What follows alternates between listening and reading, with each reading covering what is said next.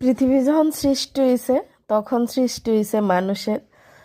তখনই ভগবান পৃথিবীর সৃষ্টি যে করছে হে আমরার মধ্যে একটা জিনিস খুব ভরপুর মাত্রায় দিছে, এটা হয়েছে স্বার্থপরতা। কোনো কিছু দেখ না দেখ, কি হয়েছে না হয়েছে পৃথিবীর মধ্যে কিচ্ছু জানি না, কিন্তু একটা জিনিস বুঝছি এই জন্মের পরে,